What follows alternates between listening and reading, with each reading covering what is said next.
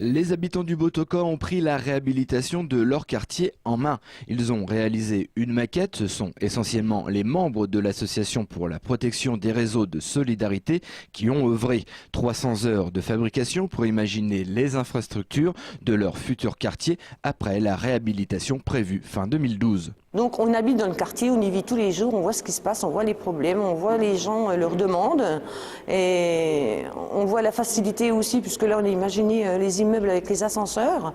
Pourquoi les ascenseurs? Parce que bon, y a des personnes à mobilité réduite ou qui ont des difficultés avec des enfants, des courses, quand il faut monter 4 étages, c'est pas toujours facile. Donc c'est pour ça qu'on a pensé aux ascenseurs extérieurs. On a pensé pourquoi le kiosque à musique. Le kiosque à musique, ça peut faire un rassemblement pour les jeunes, pour les moins jeunes. Quelqu'un qui joue de la musique, pourquoi pas, la fête des voisins, la fête de la musique, pourquoi pas. Dans leur imaginaire, le quartier est plus axé sur la nature et sur des lieux de rencontre afin de vivre agréablement avec tout le monde. On aimerait bien le quartier qui soit vert et bien, et il y a des fleurs, il y a des jouets pour les enfants et tout. Pour ceux qui veillent faire du jardin, les gens qui y habitent, qu'ils aient un petit jardin. On est trop habitué à ces espaces de goudron. On est trop habitué à ces espaces où on ne se dit plus bonjour.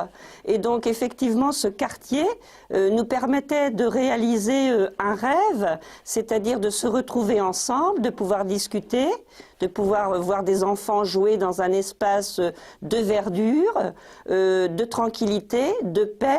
Ce quartier du Botoka existe depuis une trentaine d'années. Aucune réhabilitation n'a été réalisée. Avec ce projet de maquette sous l'impulsion de la préfecture et de la ville de Troyes, les habitants et associations sont fiers de participer à l'esprit de renouveau. C'était très important pour connaître un petit peu ce que voulaient les habitants.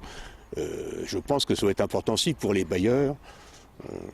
Connaître ainsi les desiderata des personnes, ce qu'elles souhaitent.